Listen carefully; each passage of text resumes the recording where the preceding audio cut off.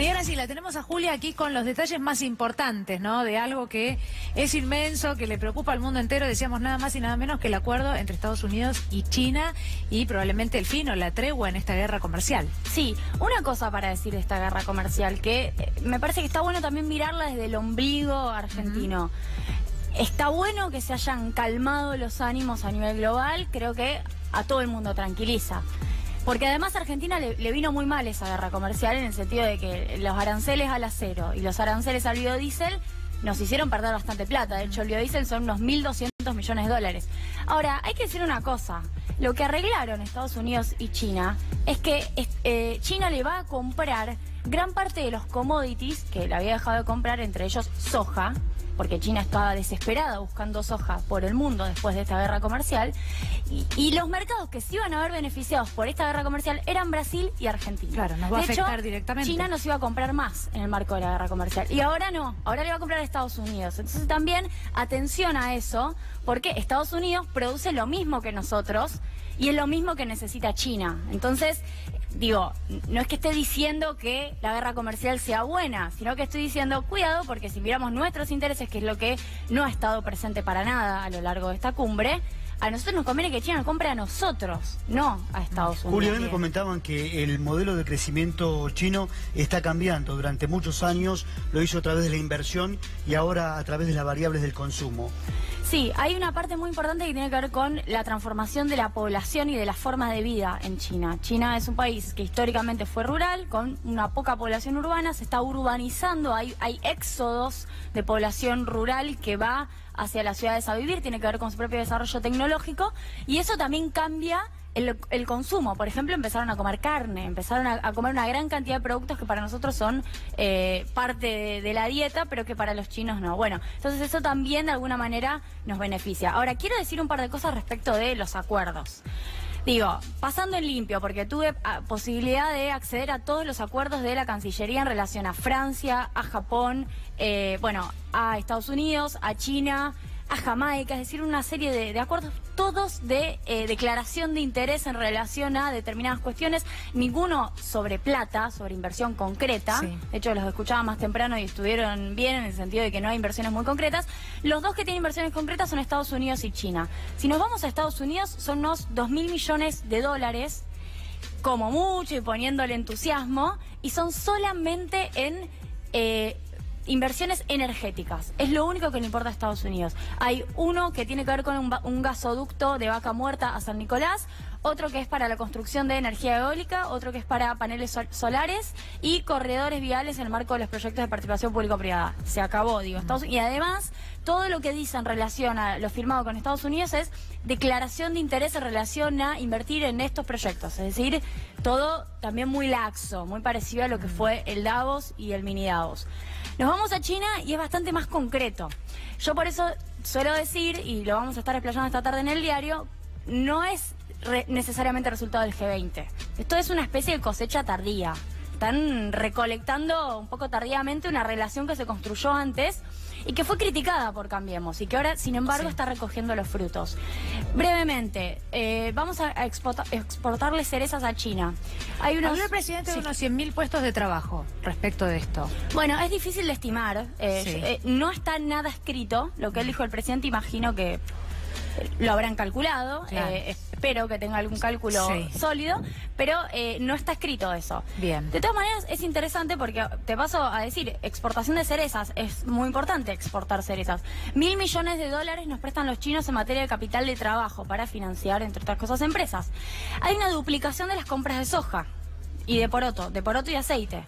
Se va a financiar la renovación de las vías del ferrocarril San Martín y del ferrocarril General Roca. Sí. Y bueno, el famoso swap, que también quería conversarlo con ustedes, que es este intercambio de monedas, unos 9.000 millones de dólares, que en realidad es la ampliación del swap. Si uno va a la letra chica, dice ampliación del swap. ¿Por qué? Porque fue anunciado en el 2014 cuando Fábrega era presidente del Banco Central y fueron 11.000 millones de dólares en aquel momento. Un documento crítico, un artículo crítico este fin de semana decía que el G20 estuvo dominado por el G2, ¿no? Que todo dependió de China y de Estados Unidos. ¿Es así, Julia? ¿Tenés esa mirada? Mira, nosotros justamente lo estuvimos planteando en esos términos por una cosa, que es que el 45% del PBI del G20 son China y Estados Unidos. O sea, Claro. en algún punto hay un G2 cuando uno va a los números del G20.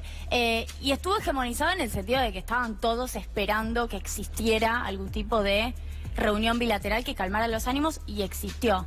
De todas maneras, yo soy de las que piensa que eso no es bueno para Argentina, en el sentido de que si nosotros hubiéramos utilizado la presidencia del G20 y ser anfitriones del G20 para poder plantear una agenda propia, se suele decir que eso es más viable cuando uno es anfitrión. En general es difícil, si sos un país chico como Argentina, en el marco del G20, nunca te van a dar mucha pelota, pero considerando que éramos presidencia, lo podríamos haber hecho. Y no lo hicimos. Entonces eso también hace que lo único importante sea Estados Unidos y China. No digo que por culpa nuestra, pero digo, nosotros tampoco hemos podido instalar otra cosa y no hemos tampoco realizado una agenda muy realista.